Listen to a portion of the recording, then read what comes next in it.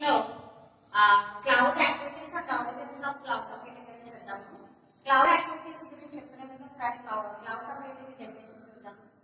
Cloud computing definition ఏంటి అంటే కనుక క్లౌడ్ కంప్యూటింగ్ అంటే ఏంటి అంటే కనుక the delivery of computing services including server, storage, databases, networking, software, analytics and intelligence ఇలాంటి ఏవైతే క్లౌడ్ సర్వీసెస్ ఉన్నాయో ఈ క్లౌడ్ సర్వీసెస్ ఏవైతే ఉన్నాయో ఇవి ఈ క్లౌడ్ సర్వీసెస్ ఇంటర్నెట్ అనుకోండి. ఈ క్లౌడ్ సర్వీసెస్ అన్నింటినీ కూడా సర్వీస్ యూజర్ కి సర్వీస్ చేయడానికి ఇక్కడ క్లౌడ్ కంప్యూటింగ్ అంటారు. క్లౌడ్ కంప్యూటింగ్ అంటే ఏంటి?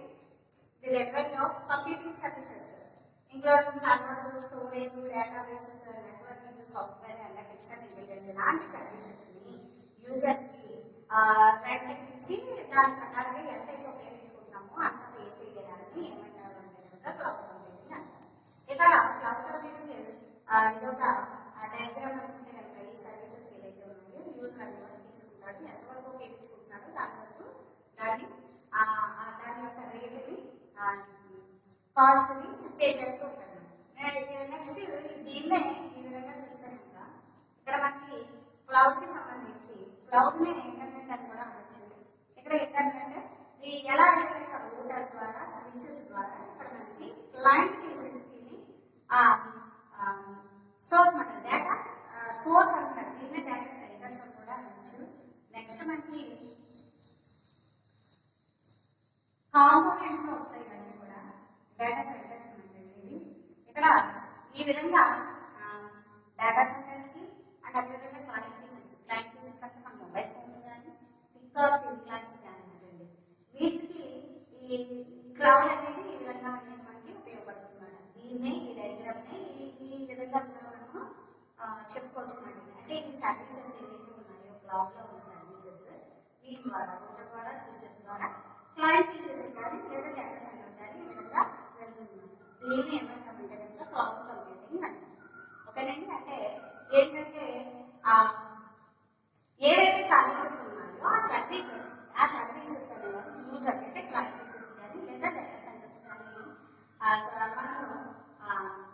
ఎంతవరకు అవసరమైతే ఉందో అంతవరకు ఆ సర్వీసెస్ ఉపయోగించుకోవడం అనేది క్లౌడ్ కంప్యూటింగ్ ద్వారా జరుగుతుంది.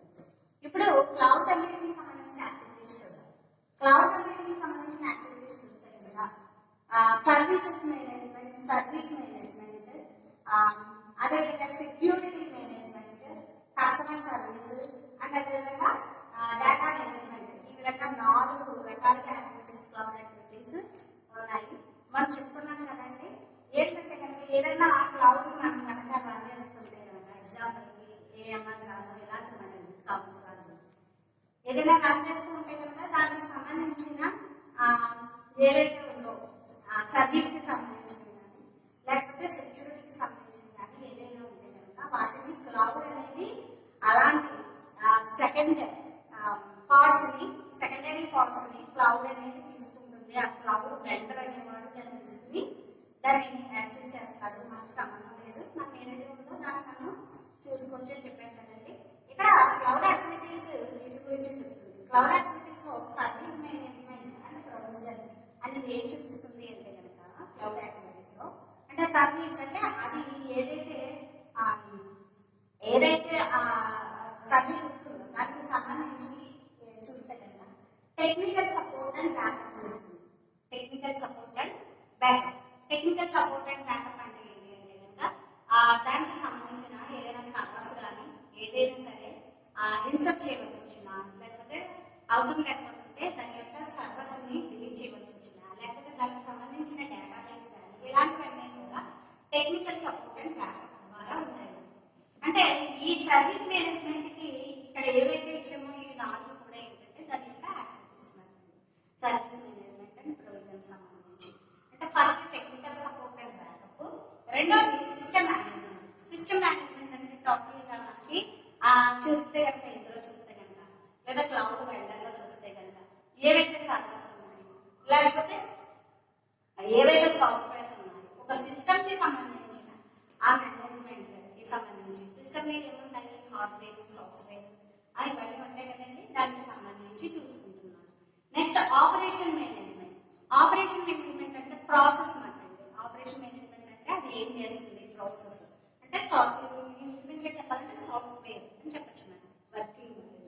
అదేవిధంగా కాల్ సెంటర్స్. కాల్ సెంటర్స్ అంటే ఏంటంటే కనుక ఇక్కడ మనకి ఏంటంటే కనుక ఒక ఈ కామర్స్ లాంటి అమెజాన్ సర్వీస్ లాంటి చూస్తే కనుక అక్కడ దానికి సంబంధించిన ప్రొడక్ట్స్ సంబంధించిన ఇన్ఫర్మేషన్ కానీ ఆఫర్స్ వాళ్ళని అక్కడ మెసేజ్ రూపంలో కానీ ఈమెయిల్ రూపంలో కానీ చేయవలసి వస్తుంది. ఇలా చేయడానికి ఇక్కడ కాల్ సెంటర్స్ అనే వాళ్ళు మనకి సర్వీస్ మేనేజ్మెంట్ అండ్ ప్రొవిజన్ లో ఉంటారన్నమాట. ఇక్కడ చూస్తే కనుక సర్వీస్ మేనేజ్మెంట్ అండ్ ప్రొవిజన్ అంటే ఏంటంటే కనుక మనకి క్లౌడ్ కంప్యూటింగ్ ద్వారా కంప్యూట్ చేయడానికి ఈ సర్వీస్ మేనేజ్మెంట్ ప్రొవిజన్ ద్వారా ఇవి అనేవి మనకి వాళ్ళు అందిస్తున్నారు. ఏంటంటే టెక్నికల్ సపోర్ట్ అండ్ బ్యాకప్ అంటే మనకి టెక్నికల్ ఏదైనా సపోర్ట్ కావాల్సి వచ్చినా బ్యాకప్ కావాల్సి వచ్చినా అది సిస్టమ్ మేనేజ్మెంట్ అంటే ఒక సిస్టమ్ కి సంబంధించి ఏవైతే హార్డ్వేర్ కానీ సాఫ్ట్వేర్ కానీ ఇలాంటివి. ఆపరేషన్ మేనేజ్మెంట్ అంటే వర్క్ మాట్లాడడం లోపల జరిగే పనికి సంబంధించిన కానీ లేదా కాల్ సెంటర్స్ దాని ఇన్ఫర్మేషన్ సంబంధించి ఏదైనా ఆఫర్స్ లాంటివి ఏదైనా మనకి పంపించాలంటే కాల్ సెంటర్స్ కానీ ఇలాంటివన్నీ కూడా ఈ క్లౌడ్ యాక్టివిటీస్ లో సర్వీస్ మేనేజ్మెంట్ అండ్ ప్రొవిజన్ ద్వారా అందించడం జరుగుతుంది. నెక్స్ట్ యాక్టివిటీ వచ్చేసి సెక్యూరిటీ మేనేజ్మెంట్. మనం చెప్పుకున్నాం కదండి ఏంటి అంటే కనుక సిస్టమ్స్ మధ్య సెక్యూరిటీ అనేది ఇప్పుడు మనం ప్రొటెక్ట్ చేయవలసి వచ్చిన అంటే డేటా అనేది లాస్ అవ్వకుండా చూడవలసి వచ్చినప్పుడు దానికి సంబంధించిన అంటే వైరస్ అని రాకుండా చూడవలసి వచ్చినప్పుడు దానికి సంబంధించిన ఈ సెక్యూరిటీ అంటే మొత్తం వాటి అన్నిటి గురించి చూస్తున్నారు. ఏంటంటే ఫస్ట్ చూడండి security management ID and authentication. ID and authentication అంటే ఏంటంటే కనుక కమ్యూనికేషన్ జరుగుతున్నప్పుడు ఒక సిస్టమ్ కి రెండో సిస్టమ్ కి మధ్యన ఐడీస్ అంటే దీని యొక్క అడ్రస్ దాని యొక్క అడ్రస్. అదేవిధంగా ఆథెంటికేషన్. ఆథెంటికేషన్ అంటే ప్రాసెస్ జరుగుతున్నప్పుడు దీనికి సంబంధించినవన్నీ కూడా చూసుకోవడం. ఇక్కడ మనకి సెక్యూరిటీ అంటే ఏంటి? సెక్యూరిటీ అంటే ప్రొటెక్ట్ చేయడం. ఈ ప్రొటెక్ట్ చేయడం ఏం చూస్తుంది? First ID and authentication. ID and authentication అంటే ఏంటంటే కనుక వాటి యొక్క అడ్రస్ చూసుకోవడము, ఆ సిస్టమ్స్ మధ్యన కమ్యూనికేషన్ ఆథెంటికేషన్ అనేది చూసుకోవడం. రెండోది వచ్చేసి వైరస్ ప్రొటెక్షన్. వైరస్ ప్రొటెక్షన్ అంటే కనుక చూస్తే కనుక సిస్టమ్ మధ్యన వైరస్ అనేది ప్రొటెక్ట్ అవుతుందా ఏంటి, ఒకవేళ అయితే కనుక దానికి సంబంధించిన యాంటీవైరస్ కానీ ఇలాంటివన్నీ చూసుకోవడము ఇది రెండోదైన వైరస్ ప్రొటెక్షన్ లోకి వస్తుంది. అదేవిధంగా third access control. Access control అంటే ఏంటి? జరుగుతున్న వర్క్ని కంట్రోల్ చేయడం అంటే ఫాస్ట్గా కానీ స్లోగా కాకుండా దాన్ని కంట్రోల్ చేయడం అంటే యాక్సెస్ కంట్రోల్ అనేది. Next firewalls. Firewalls అంటే కనుక ఏంటంటే కనుక యాంటీవైరస్ లాంటివి అంటే మనకి ఏది కూడా థర్డ్ పార్టీ ఏది వచ్చి ఆ డేటాని మిస్యూజ్ చేయకుండా ఫైర్ వాల్స్ అనేవి కూడా సెక్యూరిటీ మేనేజ్మెంట్ లో వస్తాయి. సెక్యూరిటీ మేనేజ్మెంట్ అంటే ఏంటంటే కనుక డేటాను ప్రొటెక్ట్ చేయడానికి ఏవైతే ఉందో దానికి సంబంధించినవన్నీ కూడా సెక్యూరిటీ మేనేజ్మెంట్ లోకి వస్తాయి. ID authentication, virus protection, access control, firewalls. ఓకేనండి. ఇక నెక్స్ట్ ఇక్కడ చూస్తే కనుక సర్వీస్ మేనేజ్మెంట్, సెక్యూరిటీ మేనేజ్మెంట్ అయ్యింది. Next customer service. Customer service అంటే ఏంటంటే కనుక వాడు కస్టమర్ సర్వీస్ అంటే ఏంటంటే కనుక ఎవరైతే ఉన్నారో కస్టమర్ అనేవాడు లేదా యూజర్ అనేవాడు వాడికి సంబంధించిన సేవలు ఏంటంటే కనుక ఆన్లైన్ హెల్ప్ ఉంటుంది ఎప్పుడు కూడా. అదేవిధంగా కస్టమర్ అసిస్టెంట్స్ ఉంటారు. కస్టమర్ అసిస్టెంట్స్ అంటే అందులో వర్క్ చేసేవాళ్ళు ఏదైనా పోతే దానికి సంబంధించి ఇన్ఫర్మేషన్ అందించడం కానీ లేకపోతే ఏదైనా చేయడం కానీ ఇలాంటి వాళ్ళు ఉంటారు. అదేవిధంగా కస్టమర్ ప్రిఫరెన్స్ ఉంటుంది అంటే ఎప్పటికప్పుడు డేటా తీసుకోవడం ఇలాంటివన్నీ కూడా ఉంటుంది. అదేవిధంగా దానికి సంబంధించిన రిపోర్టింగ్ ఉంటుంది. ఓకేనండి. ఇదంతా కూడా కస్టమర్ సర్వీస్ లోకి వస్తుంది.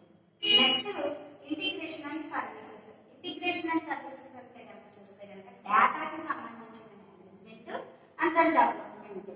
ఓకే అండి. డెవలప్మెంట్ ఇలాంటివన్నీ కూడా ఇంటిగ్రేషన్ సర్వీస్ లోకి వస్తాయి. ఇవి క్లౌడ్ అందించగల యాక్టివిటీస్ ఉంటుంది. ఓకేనండి. క్లౌడ్ అందించే యాక్టివిటీస్ ఏంటంటే కనుక సర్వీస్ మేనేజ్మెంట్ లోకి ఇవి technical support and backup, system management, operation management, call centres. అదేవిధంగా సెక్యూరిటీలోకి ఏమి వస్తాయి? ID authentication, virus protection, access control, firewalls. Customer service లోకి online help, customer assistance, customer preference, reporting. ఇక ఇంటిగ్రేషన్ సర్వీసెస్ లోకి ఏమి వస్తాయంటే డేటా మేనేజ్మెంట్,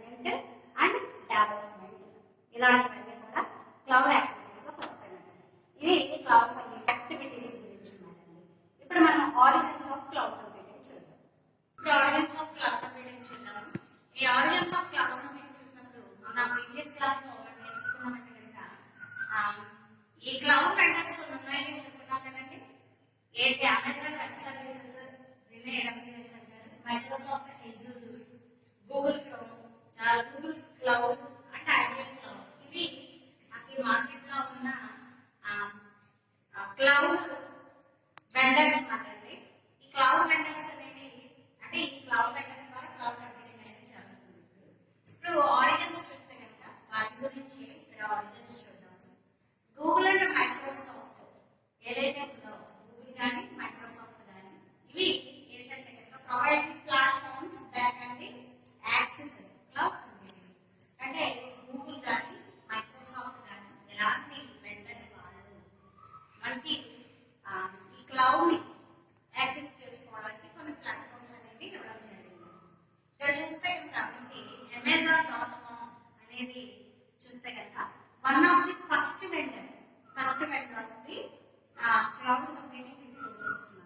అంటే Amazon.com అనే వాళ్ళు ఈ వెండర్ ఏం చూస్తే కనుక ఫస్ట్ వెండర్ అండి. ఇక్కడ చూసుకుంటే కనుక మనకి ఫస్ట్ క్లౌడ్ కంప్యూటింగ్ అనేది క్లౌడ్ ద్వారా కంప్యూట్ చేసుకోవడం, ఈ సర్వీసెస్ ఏదైతే ఉన్నాయో ఈ సర్వీసెస్ ని కంప్యూట్ చేసుకోవడానికి Amazon.com అనే క్లౌడ్ వెండర్ అనేవాడు అక్కడ చూస్తే కనుక ఫస్ట్ వెండర్. అదేవిధంగా 2002 లో చూస్తే Amazon.com అనేది ఇంట్రడ్యూస్ చేసింది అమెజాన్ వెబ్ సర్వీసెస్. చెప్పుకుంటున్నాం కదా ఇక్కడ అమెజాన్ వెబ్ సర్వీసెస్ అని చెప్పేసి, AWS అని చెప్పేసి. ఇవి 2002 లోనే మనకి వీళ్ళు అమెజాన్ వెబ్ సర్వీసెస్ అనే వాళ్ళు అంటే Amazon.com అనే వాళ్ళే ఇక్కడ అమెజాన్ వెబ్ సర్వీసెస్ అనే దాన్ని ఇంట్రడ్యూస్ చేయడం 2002 లో జరిగింది.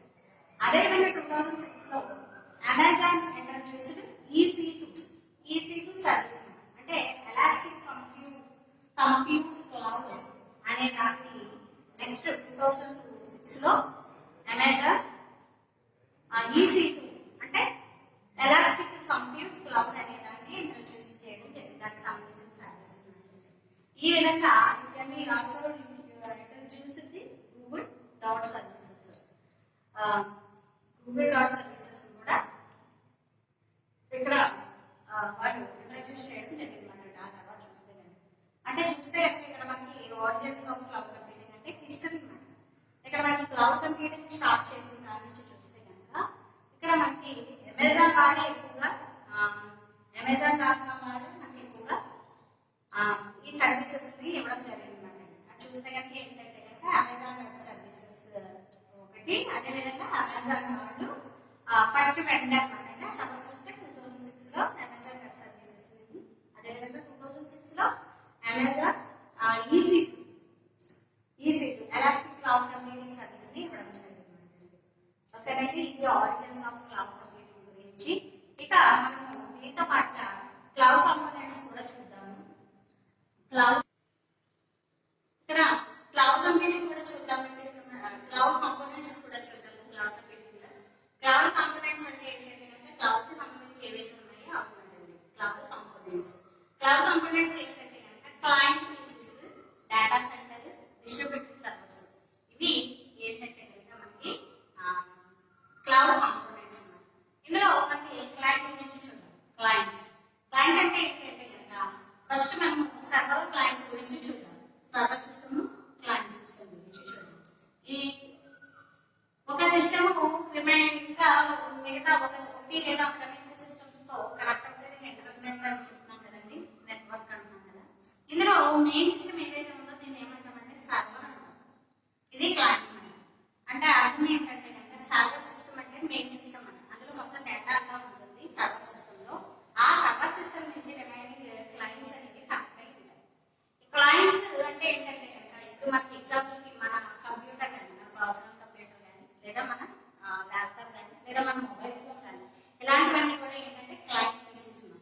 ఈ క్లయింట్ పీసెస్ మనకి డేటాని మనం ఉపయోగించుకుంటున్నాం అంటే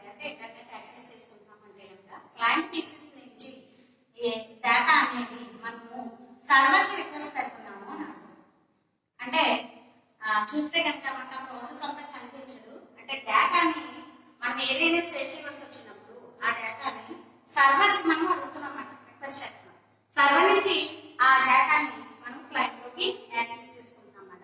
అంటే సర్వర్ లో మెయిన్ ఏముంటుంది, మొత్తం డేటా అంతా కూడా సర్వర్ లో ఉంటుంది అన్నమాట. ఓకేనండి, డేటా అంతా కూడా సర్వర్ లో ఉంటుంది, క్లయింట్స్ అనేవి యాక్సెస్ చేసుకుంటారు అన్నమాట. ఇక్కడ క్లౌడ్ కంప్యూటింగ్ చూస్తే కనుక ఎలా ఉంది డయాగ్రామ్, ఇంటర్నెట్ అంటున్నాం కదా, దీన్నే క్లౌడ్ అనేది. క్లౌడ్ ఇందులో మనకి సర్వీసెస్ ఉంటాయి. ఈ సర్వీసెస్ ఈ క్లయింట్ పీసెస్ కి మధ్యలో ఎలా జరుగుతుంది అంటే కనుక ఇక్కడే మనకి ఏంటి అంటే కనుక సర్వర్ ఉంటుంది. ఈ సర్వర్ ద్వారా క్లయింట్ పీసెస్ కి ఇన్ఫర్మేషన్ అనేది వెళ్తుంది అన్నమాట. ఇక్కడ చూస్తే కనుక క్లయింట్స్ అనేవి మనకి 3 టైప్స్ గా ఉంటాయి. ఏంటంటే mobile, thick client, thin clients. ఓకేనండి, మొబైల్ అంటే ఏంటి, మొబైల్ అంటే కనుక మన స్మార్ట్ ఫోన్స్. స్మార్ట్ ఫోన్ ఇప్పుడు మనం చూస్తే కనుక డేటా అంతా చాలా వరకు మనం ల్యాప్టాప్ ద్వారా కానీ లేకపోతే పీసీ ద్వారా కానీ ఎక్కువగా మొబైల్ ఫోన్స్ ద్వారానే యాక్సెస్ చేస్తాం. అంటే ఏంటి, మొబైల్ ఫోన్స్ అనేవి క్లయింట్ పీసెస్ అన్నమాట. ఓకేనండి, మొబైల్ ఫోన్ అంటే కనుక మనకి ఐఫోన్ కానీ లేదా స్మార్ట్ ఫోన్స్ కానీ ఇలాంటివన్నీ కూడా ఏంటి మొబైల్ సంబంధించిన థిన్ క్లయింట్ మొబైల్స్ అంటే క్లయింట్ లో ఒక రకం మొబైల్. ఓకే, నెక్స్ట్ రెండోది థిక్ క్లయింట్. థిక్ క్లయింట్ అంటే మన పర్సనల్ కంప్యూటర్ అంటే డెస్క్టాప్ కంప్యూటర్ అన్నమాట. ఈ డెస్క్టాప్ కంప్యూటర్ థిక్ క్లయింట్ అంటే మనము అదొక క్లయింట్ కింద తీసుకోవచ్చు. Next thin client. Thin client అంటే ఏంటంటే థిన్ క్లయింట్స్ కి మనకి హార్డ్ డిస్క్ లాంటివి ఉండవు. హార్డ్ డిస్క్ లాంటివి అంటే స్టోరేజ్ సంబంధించిన హార్డ్ డిస్క్ లాంటివి లేకుండా ఓన్లీ మనకి థిన్ క్లయింట్ అనేది ఉంటుంది అన్నమాట. ఎగ్జాంపుల్స్ ఏంటంటే కనుక ల్యాప్టాప్స్ ఇలాంటివి అన్నమాట. ఓకేనండి, ట్యాబ్స్ ఇలాంటివి కూడా థిన్ క్లయింట్స్. ఇవి క్లయింట్స్ లో రకాలు, mobile thin client, thin client. ఇక నెక్స్ట్ వచ్చేసి డేటా సెంటర్. డేటా సెంటర్ లో ఏముంటుంది అంటే కనుక డేటా సెంటర్ లో మొత్తం డేటా అంతా కూడా అక్కడ స్టోరేజ్ ఉంటుంది. దీనే ఇక్కడ మనం సోర్స్ అని రాస్తాం కదా, డేటా సెంటర్ లో ఏముంటుంది, ఆ మొత్తము ఆ డేటా అంతా కూడా స్టోరేజ్ ఉంటుంది డేటా సెంటర్. ఇదిగోండి ఈ విధంగా మనకి డేటా సెంటర్ లో స్టోరేజ్ ఉంటుంది డేటా. ఆ డేటా సెంటర్ లో స్టోరేజ్ ఉన్న డేటాని క్లయింట్స్ అనేది యాక్సెస్ చేసుకుంటూ ఉంటారు.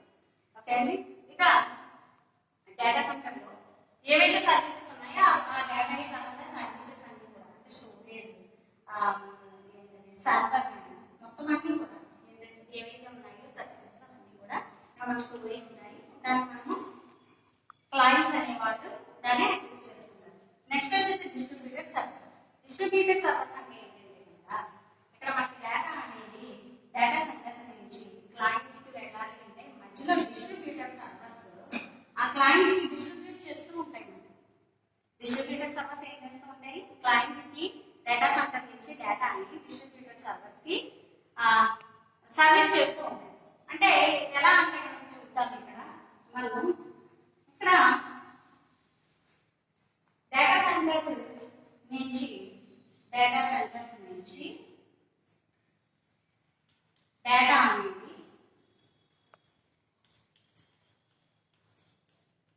ఇవి క్లయింట్ పీసెస్, ఇవి క్లయింట్ పీసెస్, ఇది డేటా సెంటర్ ఇది distributed server server monitoring storage. ఇవేమో క్లయింట్ పీసెస్ ఉంటాయి. Client 1, client 2, client 3. ఏంటంటే డేటా సెంటర్స్ నుంచి ఏవైతే సర్వీసెస్ ఉన్నాయో ఆ సర్వీసెస్ లేదా డేటా అనేది డిస్ట్రిబ్యూటెడ్ సర్వర్స్ ద్వారా మనకి ఈ క్లయింట్ పీసెస్ కి డేటా అనేది వెళ్తూ ఉంటుంది.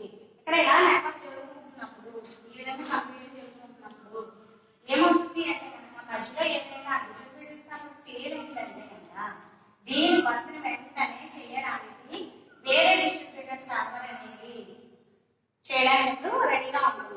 ఏదైనా ఫెయిల్ అయితే కనుక ఒక సెకండ్ లేదా 2 సెకండ్లు లేదా 1 నిమిషం లేదా అలాగా ఆగడానికి వర్క్ అనేది ఆగనమాట. ఈ లోపల రిమైనింగ్ వేరే సర్వర్ అనేది దీని వర్క్ ని చేస్తూ ఉంటుంది అన్నమాట.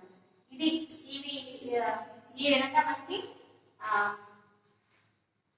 కమ్యూనికేషన్ అనేది జరుగుతూ ఉంటుంది అన్నమాట. డేటా అనేది ఈ విధంగా క్లయింట్ కి డిస్ట్రిబ్యూటెడ్ సర్వర్ ద్వారా జరుగుతుంది. డేటా సెంటర్ లో డేటా స్టోర్ గా ఉంటుంది. డిస్ట్రిబ్యూటెడ్ సర్వర్స్ ఏమో క్లయింట్స్ కి డేటా సెంటర్ ద్వారా డేటాను తీసుకుని క్లయింట్స్